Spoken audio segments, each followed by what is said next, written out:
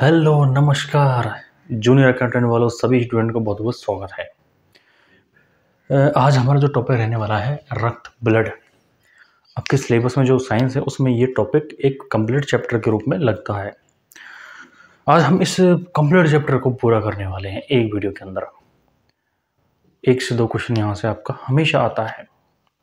Question कैसे बनेगा पूरा कॉन्सेप्ट मैं समझाऊंगा, फिर उसके बाद क्वेश्चन कैसे बनेगा और एक एक टॉपिक मैं यहाँ पर उठाता जा रहा हूँ। जो सबसे टफेस्ट टॉपिक है उनको मैं सबसे पहले ले रहा हूँ। जैसे कि पिछली वीडियो में आपको मैंने समझाया था, जो फर्स्ट चैप्टर है आपका रासायनिक भौतिक और रासायनिक अभिक्रियाएं, वो मैंने एक वीडियो में कंप्लीट करवा दिया। उससे पहले रासायनिक समीकरण को संतुलित करना मैंने आपको सिखा दिया। अब आज हम जो अगला टॉपिक है जो मुझे लगता है सबसे डिफिकल्ट पड़ता है ये आर्ट और कॉमर्स के स्टूडेंट के लिए, रक्त के बारे में संपूर्ण जानकारी आज हम देखने वाले हैं। कंसेप्ट पर हम फोकस करने वाले हैं और कंसेप्ट को इतनी गहराई से समझेंगे कि तुम एक भी क्वेश्चन गलत नहीं कर पाओगे। क्लियर है? चलो स्टार्ट करते हैं। अगर हम ब्लड को देखें, एक रक्त जो होता है रक्त, अब इसके बारे में जो हम जानकारियां देखते हैं किताबों में या फिर जहाँ पे भी आपने नोट्स बनाए हैं या फिर लिए हैं किसी से, तो उसमें सबसे पहले एक चीज़ आपको देखने को मिलेगी कि हम सबसे पहले किसी चीज़ का अध्ययन करते हैं। क्या करते हैं? अध्ययन का मतलब स्टडी। अब रक्त के अध्ययन को क्या कहा जाता है? छोटा मोटा क्वेश्चन कभी कभी आ जाता है, सीधा क्वेश्चन के रक्त के अध्ययन को क्या बोलते हैं? तो हीमेटोलॉजी। इसको अपने साथ के साथ नोट करते जाइए या फिर पहले समझ लो, उसके बाद स्क्रीनशॉट ले लेना जैसा आपको अच्छा लगे। तो रक्त के अध्ययन को क्या कहा जाता है? हीमेटोलॉजी। क्लियर है? यहाँ पर अगला सवाल,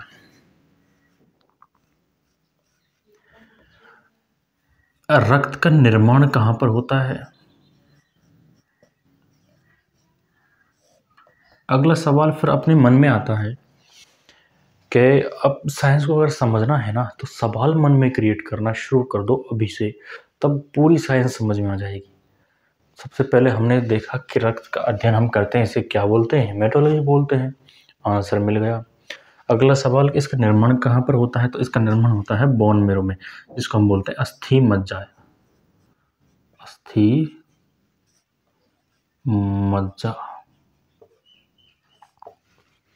अब अस्थि मज्जा कहाँ पर पाया जाता है? ये पाया जाता है कहाँ पर? हड्डियों के बीच में। तो उसमें क्या होता है? ब्लड का, रक्त का निर्माण होता है। ये बात क्लियर है। अब कुछ स्टूडेंट जो अच्छा खासा मतलब थिंकिंग पावर रखते हैं, उनके मन में अगला सवाल आएगा कि जो भ्रूण होता है, भ्रूण एम्ब्रियो, उसके अंदर तो हड्डियां होती भी नहीं है, बहुत धीरे धीरे हड्डियां का निर्माण होता है। हड्डियां इतनी मुलायम होती है, घुमावदार होती हैं। क्या उसमें भी रक्त का निर्माण अस्थि मज्जा में होता है? बिल्कुल गलत। उसके अंदर क्या होता है? प्लीहा के अंदर, भ्रूण में प्लीहा के अंदर रक्त का निर्माण होता है। तो मैं इसमें लिख देता हूं प्लीहा, भ्रूण। क्वेश्चन यहां से बिल्कुल सीधा सीधा बनता है। अस्थि मज्जा वयस्क, वयस्क या फिर पैदा होने के बाद मतलब जो निर्माण होता है वो अस्थि मज्जा में होता है, जबकि भ्रूण में प्लीहा के अंदर इसका निर्माण होता है। दो चीजें क्लियर हैं। रक्त के अध्ययन को क्या कहा जाता है? हेमेटोलॉजी। निर्माण कहाँ होता है? जो वयस्क होता है मतलब जो जन्म लेने के बाद अस्थि मज्जा में, बोन मेरो में, और भ्रूण के अंदर प्लीहा में। क्यों होता है? क्योंकि भ्रूण में हड्डियां नहीं पाई जाती शुरुआत में, उसके बाद हड्डियां बनती हैं तो वो बहुत मुलायम होती है, घुमावदार, उनके अंदर बोन मेरो नहीं पाया जाता। उसके बाद बोन मेरो का निर्माण होता है, लेकिन इससे पहले ये प्लीहा के अंदर इसका निर्माण होता है रक्त का। दो चीजें क्लियर। अब अगली चीज हम इस ब्लड के बारे में जानना चाहें तो एक चीज बहुत ही इंपॉर्टेंट चीज है, उसको मैं आपको बताने जा रहा हूं। रक्त क्या होता है? एक तरल संयोजी ऊतक होता है। थोड़ा सा धैर्य रखो, क्यों होता है सब कुछ समझाने वाला हूं। रक्त एक तरल संयोजी ऊतक होता है। सभी ने जहां पर भी क्लास ली होगी, कहीं पर भी ये लाइन आपने सबसे ज्यादा देखी होगी। अब इसका मतलब क्या होता है, एक बार मैं समझा दूंगा, कभी इसमें डाउट नहीं आने वाला। तो हम इन तीनों चीज़ों को अलग अलग समझने वाले हैं। सबसे पहले हम समझेंगे ऊतक को। ऊतक क्या होता है, दो या दो से अधिक कोशिकाओं का समूह, सेल्स का समूह। ऊतक तुमने छोटी क्लासों में या फिर कहीं पे भी पढ़ा होगा। जो कोशिकाएं होती है मानव की संरचनात्मक और क्रियात्मक इकाई क्या होती है, कोशिका। लेकिन जब दो या दो से अधिक कोशिकाएं आपस में मिलती हैं तो क्या बनाती हैं, ऊतक बनाती हैं। अब ऊतक, अब दूसरा सवाल, क्या रक्त एक ऊतक है या फिर एक कोशिका है? तो रक्त क्या है, एक ऊतक है। क्यों है ऊतक? क्योंकि इसके अंदर बहुत सारी कोशिकाएं पाई जाती हैं, जो हम अगले पार्ट में पढ़ने वाले हैं, इसी वीडियो में, मतलब जो अगला पार्ट होने वाला है। तो रक्त क्या है, एक ऊतक है। यहां तक क्लियर है। अब तरल का मतलब लिक्विड है।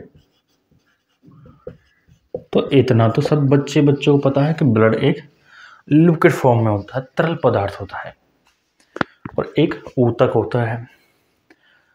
अब ऊतक क्यों होता है इसको हम आगे देखने वाले। आरबीसी, डब्ल्यूबीसी सभी ने सुन लिया होगा नाम। तो ये क्या है, कोशिकाएं हैं, तो इसके अंदर पाए जाते हैं। इसका मतलब क्या हुआ, ये ब्लड एक ऊतक है। तरल क्यों है, क्योंकि ये लिक्विड फॉर्म में होता है। अब संयोजी क्यों है, इसका मतलब भी हम थोड़े आगे देखेंगे, लेकिन मैं यहीं पर समझा दूं। संयोजी का मतलब होता है कनेक्टिव टिश्यू, इसे हम बोलते हैं लिक्विड कनेक्टिव टिश्यू। संयोजी का मतलब यह हमारे संपूर्ण शरीर को जोड़ने का कार्य करता है।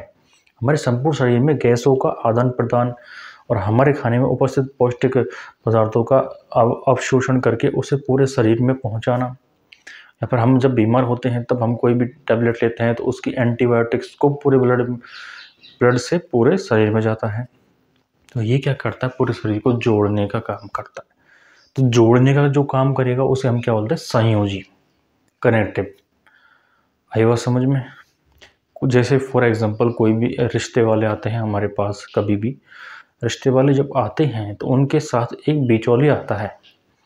तो वो बिचौलिया क्या करता है, उस लड़की वाले और लड़के दोनों पक्षों को आपस में जोड़ने का, उनमें संबंध बनाने का काम करता है। बिचौलिया ही करता है, बिना बिचौलिया का ये काम नहीं होता। तो वो बिचौलिया क्या कहेगा, क्या कहलाएगा, कनेक्टिव, संयोजी, मतलब ये दोनों को जोड़ रहा है। तो इसी प्रकार से ये ब्लड क्या है, संयोजी ऊतक है,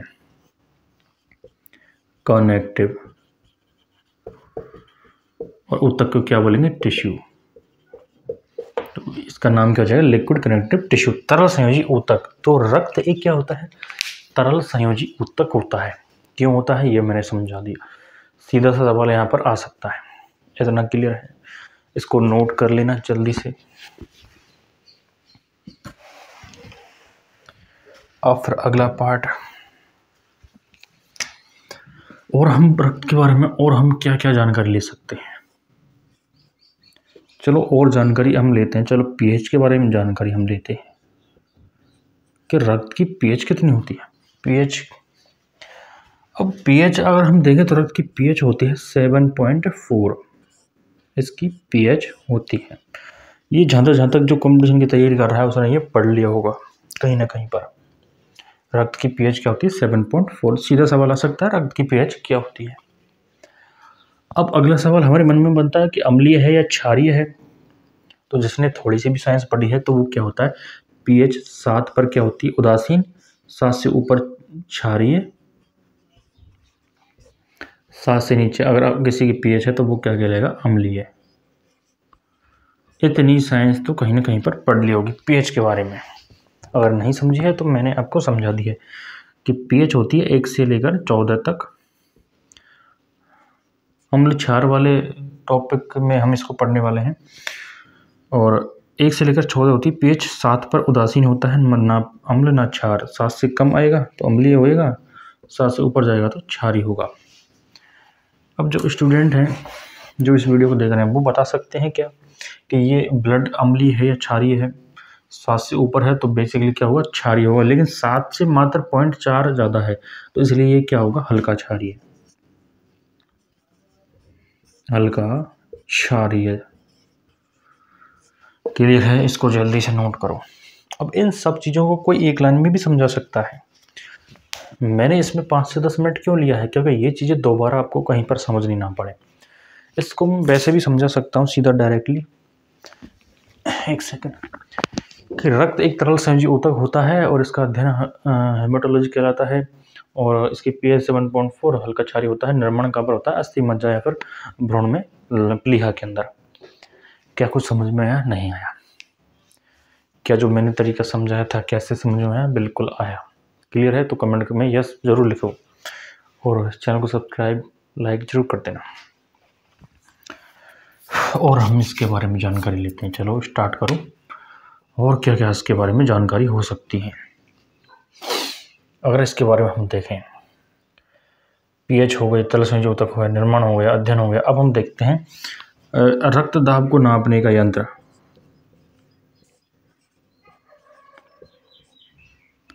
मापक यंत्र, ये लगभग हर स्टूडेंट को याद होता है। Sphygmomanometer, sphygmomanometer. कभी भी बीमार होते हैं, जब डॉक्टर एक फुसफुस वाले उस यंत्र को लेकर आता है, उसमें पारा भरा रहता है, उससे उस अपने बीपी को नापता है। तो उस यंत्र को क्या बोलते हैं? स्फिग्मोमैनोमीटर। इसको रक्तदाब को क्या कहते हैं? Blood pressure, BP. अभी बीपी की सामान्य रेंज जो होती है 120/80 mmHg। क्लियर है? ब्लड प्रेशर की सामान्य जो रेंज होती है 120/80 mmHg। अब इसको हर कोई डायरेक्ट भी पढ़ा सकता है कि रक्त की जो सामान्य माप होती है 120/80 mmHg, लेकिन मैं इसको खोलकर समझाने वाला हूँ। इसको एक्सप्लेन करके मैं आपको समझाने वाला हूँ कैसे। इसको कभी नहीं बोले। और भी अच्छी जानकारी आपको मैं अगर देना चाहूँ तो 120 क्या होता है, 80 क्या है, mmHg क्या है, क्या पता है किसी को? है तो बहुत अच्छी बात है, लेकिन मेरे हिसाब से 80 से 90% स्टूडेंट को इसका मतलब पता नहीं होगा। सिर्फ इतना पता है कि रक्तदाब का नॉर्मल रेंज होती है 120/80, ये ऊपर वाला होता है, ये नीचे वाला। लेकिन होता क्या है, अब एक चीज़ समझो। रक्त, हृदय जो है, हृदय हमारा हार्ट 120 की स्पीड से रक्त को अपनी मतलब धमनियों में पूरे शरीर में भेजता है। रक्त हृदय से ही जाता है, हृदय में आता भी है। ये बात हृदय में पढ़ लेना कभी, हृदय की कंप्लीट वीडियो मैंने यूट्यूब पर डाल रखी है। तो हार्ट क्या करता है, 120 की स्पीड से इस रक्त को फेंकता है, और जब वापस आता है तो 80 की स्पीड से वापस आता है। ये नॉर्मल रेंज होती है। अब इस mmHg का क्या मतलब होता है? Hg सभी को पता होगा, मरकुरी, पारा।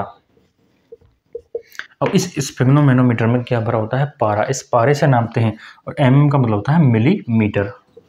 इसको जल्दी से नोट करो, millimetre. Millimetre of mercury, HG, mercury, millimetre of mercury. इसको क्या बोलते हैं mmHg को? मिलीमीटर ऑफ मरकरी या फिर पारा। इसकी नॉर्मल रेंज होती है 120/80।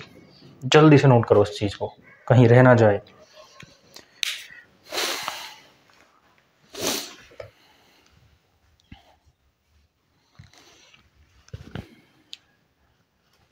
क्लियर है? सभी ने नोट कर लिया? अब हम देखते हैं, इसको मिटा दूं।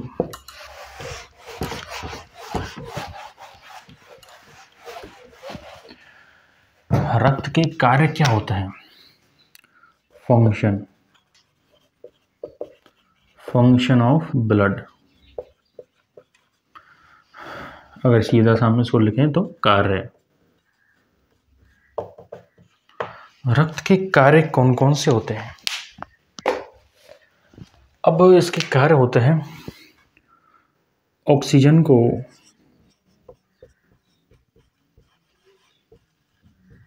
ऑक्सीजन व कार्बन डाइऑक्साइड का परिवहन। पूछा आ सकता है, हम अगर रक्त से क्वेश्चन यहाँ पर अगर बनेगा तो वो कैसे बनेगा? हमारे शरीर में ऑक्सीजन और कार्बन डाइऑक्साइड का जो परिवहन कौन करता है, तो उसमें सीधा सीधा आंसर हो जाएगा रक्त। अब हम समझे ऑक्सीजन का कैसे करता है। जो हार्ट हमारा होता है, हार्ट से पूरे बॉडी में रक्त ऑक्सीजन को ले जाता है और वापस जब कार्बन डाइऑक्साइड बनती है CO2, उसको वापस फेफड़ों तक लाता है और फेफड़े उसको बाहर निकाल देते हैं कार्बन डाइऑक्साइड को। मतलब जो पूरा परिवहन का काम है वो कौन करता है? वो हमारा रक्त करता है। अब अगला काम प्रतिरक्षा। प्रतिरक्षा मतलब हमारे शरीर को रोगाणुओं से बचाना और जीवाणुओं से बचाना क्या कहलाता है? प्रतिरक्षा। तो इसका काम भी कौन करेगा? रक्त। अब इस प्रतिरक्षा को हम इसके अंदर देखने वाले हैं। WBC करती है या फिर प्लेटलेट्स करती है, ये सारी चीज़ें। इन चीज़ों को नोट करो। इसके बाद हम रक्त का पूरा संगठन देखने वाले हैं। क्लियर है? जल्दी से नोट करो इसको। तो इसके बाद हम देखने वाले हैं रक्त का संगठन। रक्त के अंदर कौन कौन सी कोशिकाएं पाई जाती हैं, क्या संगठन होता है इसका। सबसे ज़्यादा अगर सवाल बनने की जो प्रायोरिटी है, संभावना है, वो यहीं से होती है। समझ में आ रहा है सभी की? कोई दिक्कत हो कमेंट करके बता देना। किसी भी चीज़ में दिक्कत हो, कहीं पर भी, किसी पॉइंट पर भी, उसको कमेंट में ज़रूर बता देना, जिससे मैं अगली वीडियो में उसको भी क्लियर करवा दूंगा। अगर किसी के नहीं आए समझ में, कोई चीज़ अगर रह जाए, इसको आप कमेंट करके बता सकते हो। रक्त के बारे में हम पूरा संगठन देखते हैं उसका। रक्त, ब्लड, इसका पूरा संगठन देखने वाले हैं हम। अब बेसिकली रक्त में दो चीज़ें पाई जाती हैं। सबसे पहले दो पार्ट करने वाले हैं हम इसके। रक्त के अंदर दो चीज़ें पाई जाती हैं। रक्त दो पार्ट से मिलकर बना होता है। एक होता है ठोस भाग,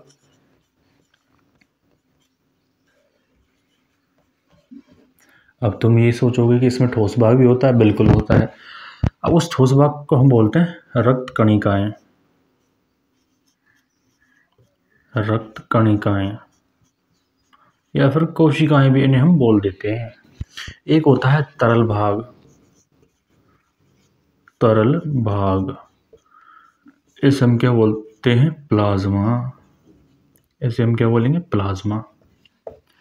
अब रक्त के अंदर बेसिकली दो चीज़ें पाई जाएंगी। एक होती है रक्त कणिकाएं, एक होता है प्लाज्मा। रक्त कणिकाएं होती हैं ठोस भाग जो होता है सॉलिड पार्ट, और प्लाज्मा होती है तरल भाग मतलब लिक्विड पार्ट। अब दूसरा सवाल, सीधा सवाल बनता है कि रक्त का कितनी परसेंट बनाती है ये? तो ये प्लाज्मा जो है ये 55% रक्त का भाग बनाता है। मतलब 100 में से 55% तो प्लाज्मा होती है रक्त के अंदर, और बचा कुचा इसमें आ जाएगा। 45% ब्लड सेल्स होती हैं रक्त कणिकाएं। क्लियर है? ये दोनों चीज़ क्लियर हो गई। अब दोनों के बारे में बहुत डिटेल से हम चर्चा करने वाले हैं यहाँ पर। सबसे पहले हम प्लाज्मा को देखते हैं। ये पीले रंग का एक पदार्थ होता है, तरल पदार्थ। पीले रंग का तरल पदार्थ। अब इसका भी हम अगर संगठन देखें, अब दूसरा सवाल हमारे माइंड में आता है कि इस प्लाज्मा का भी तो संगठन होगा कुछ ना कुछ, इसके अंदर भी तो कुछ ना कुछ पाया जाता है। तो इसके अंदर पाया जाता है जल, 92%। क्लियर है? नोट करते चलो। प्लाज्मा के अंदर 92% क्या पाया जाता है? वाटर, जल। अब बचा 8%। 8% में प्रोटीन, जिन्हें हम प्लाज्मा प्रोटीन बोलते हैं। 8%। अब ये प्रोटीन कौन कौन सी होती है? नंबर फर्स्ट ग्लोबुमिन,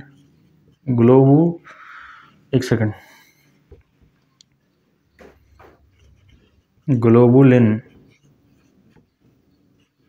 नाम थोड़ा पता है इसलिए। एल्बुमिन,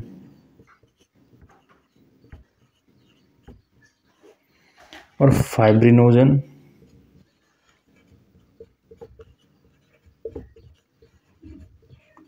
व प्रोथ्रोम्बिन।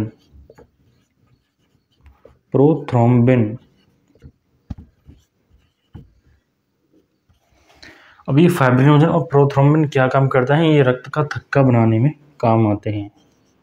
रक्त का थक्का बनाने में ये दोनों प्रोटीन काम आती हैं। तो सीधा सवाल आ जाए कि रक्त के प्लाज्मा के अंदर कौन सी प्रोटीन होती है जो रक्त का थक्का जमाने में काम आती है? तो फाइब्रिनोजन और प्रोथ्रोम्बिन।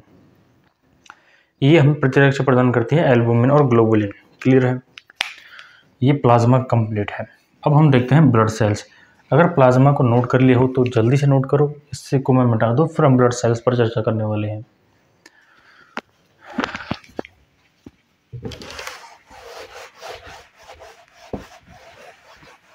%, प्लाज्मा वाला भाग कंप्लीट हो चुका है। अब हम देखेंगे ब्लड सेल्स कौन कौन सी होती हैं। ब्लड सेल्स हमारी 3 टाइप की होती हैं। एक होती है आरबीसी रेड ब्लड सेल, एक होगी WBC वाइट ब्लड सेल, एक होगी हमारी platelets. Red blood cell, white blood cell, platelets. रक्त कणिकाएं 3 प्रकार की होती हैं, red blood cell, white blood cell, platelets. अब हम तीनों को डिटेल्स में पढ़ना चाहें तो हम इसे क्या बोलते हैं, आरबीसी का दूसरा नाम जो होता है इरिथ्रोसाइट।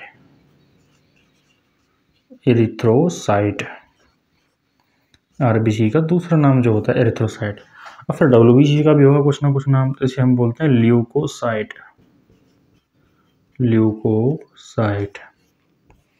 फिर प्लेटलेट्स का भी होगा कुछ ना कुछ, तो इसको हम बोलते हैं थ्रोम्बोसाइट।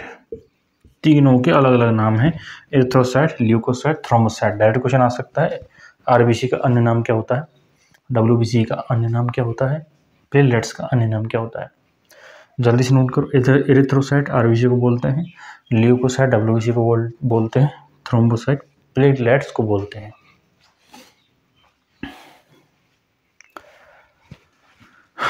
अब आरबीसी जो है एक केंद्रक विहीन कोशिका होती है। केंद्रक विहीन होती है मतलब इस कोशिका के अंदर केंद्रक नहीं पाया जाता। और ये कैसे रंग की होती है, लाल रंग की होती है, क्योंकि रेड ब्लड सेल है। अब लाल रंग की क्यों होती है, हीमोग्लोबिन के कारण, HB के कारण। इसके अंदर क्या पाया जाता है, हीमोग्लोबिन। ये क्या होती है, केंद्रक युक्त होती है, इसके अंदर केंद्रक पाया जाता है, केंद्रक युक्त होती है। रंग इसका सफ़ेद होता है, बिल्कुल सिंपल है, क्योंकि और ये काम क्या करती है, ये काम करती है हमारी प्रतिरक्षा का काम ये हमारा करती है। प्रतिरक्षा तंत्र को मजबूत कौन करती है, डब्ल्यूबीसी। प्रतिरक्षा मतलब बाहर से जो भी जीवाणु हमारे शरीर में प्रवेश करते हैं उनको खत्म करने का काम करती है कौन, डब्ल्यूबीसी। अब प्लेटलेट्स क्या काम करेगी, ये करती है हमारा रक्त का थक्का जो बनाती है वो प्लेटलेट्स बनाती है, जो कि प्लाज्मा में 2 प्रोटीन थी वो भी इसमें सहायक होती है। तो रक्त का थक्का बनाने में काम आती है, कौन आती है, प्लेटलेट्स, थ्रोम्बोसाइट। ये है कंप्लीट ब्लड का ऑर्गेनाइजेशन। इनके काम क्या है, आरबीसी के, डब्ल्यूबीसी के, प्लेटलेट्स के, सब मैंने समझा दिए हैं। इसको जल्दी से नोट करो। फिर हम इसके बाद एक चीज़ और बची है जो ब्लड ग्रुप जो है। ब्लड ग्रुप लास्ट है इस चैप्टर का, उसके बाद हमारा चैप्टर खत्म हो जाता है। जल्दी से नोट करो इस चीज़ को। अब हमारा जो इस चैप्टर का लास्ट पार्ट बचता है ब्लड ग्रुप वाला। यहाँ से भी एक क्वेश्चन बन सकता है, एक क्वेश्चन इस और संगठन से बन सकता है, और एक क्वेश्चन जो मैंने शुरुआत में ब्लड के बारे में जो जानकारी बताई थी यहाँ से बन सकता है। 3 प्रकार के क्वेश्चन यहाँ पर बनते हैं। क्वेश्चन तो बहुत सारे बनते हैं, लेकिन एग्जाम के नज़रिए से समझा रहा हूँ मैं। या तो क्वेश्चन आएगा ब्लड ग्रुप से आएगा, ब्लड ग्रुप से बहुत ही सिंपल सवाल आने वाला है। अगर आप फंस सकते हो तो उसमें फंस सकते हो इसके ऑर्गेनाइज संगठन में कि आरबीसी का कार्य क्या होता है, आरबीसी का दूसरा नाम क्या होता है, डब्ल्यूबीसी क्या काम करती है, संगठन क्या होता है इनका, सब कुछ। रक्त का थक्का कौन जमाती है, तो प्लेटलेट्स जमाती है। ऐसे सवाल उस पार्ट से आने वाले हैं। और जो ब्लड ग्रुप वाला ये पार्ट है बहुत इजी है, इससे बहुत गिने चुने क्वेश्चन है, 2-4, उसको हम देख लेते हैं। सबसे पहले ब्लड ग्रुप की खोज किसने की, कार्ल लैंडस्टीनर ने। इसको ज़रूर नोट करिएगा, खोज किसने, कार्ल लैंडस्टीनर। ब्लड ग्रुप 4 प्रकार का होता है, ए, ओ, ए और बी और ए बी। 4 प्रकार का हमारा ब्लड ग्रुप होता है। अब ओ क्या होता है, ओ होता है सर्वदाता। मतलब ओ जो ब्लड ग्रुप है इन तीनों को अपना ब्लड दे सकता है। अगर तुम्हारा ब्लड ग्रुप ओ है तो तुम इन तीनों को ब्लड ग्रुप दे सकते हो, ओ को भी दे सकते हो, खुद ओ को भी दे सकते हो। क्लियर है। जो ए बी है ये है सर्वग्राही। ग्राही का मतलब ग्रहण करने वाला। अब ये ए बी है, ये बी का भी ले सकता है, ए का भी ले सकता है, ओ का भी ले सकता है, तो इसका मतलब सर्वग्राही है। अब ए बी के अंदर एंटीबॉडी अनुपस्थित होती है इस ए बी ब्लड ग्रुप के अंदर, जबकि ओ के अंदर एंटीजन अनुपस्थित होता है। सवाल या तो यहाँ से बनेगा सर्वदाता कौन है, सर्वग्राही कौन है, या फिर ऐसा कौन सा ब्लड ग्रुप है जिसमें एंटीजन अनुपस्थित होते हैं, ऐसा कौन सा ब्लड ग्रुप है जिसमें एंटीबॉडी अनुपस्थित होती है। तो उसका आंसर ए बी। ये ब्लड ग्रुप के बारे में जानकारी है, यहाँ से 2-4 क्वेश्चन ही बनते हैं, ज़्यादा नहीं बनते। ये था हमारा आज का टॉपिक ब्लड। वीडियो अच्छी लगी हो तो लाइक और चैनल को सब्सक्राइब जरूर करिए और अगले वीडियो में मिलेंगे अगले टॉपिक के साथ।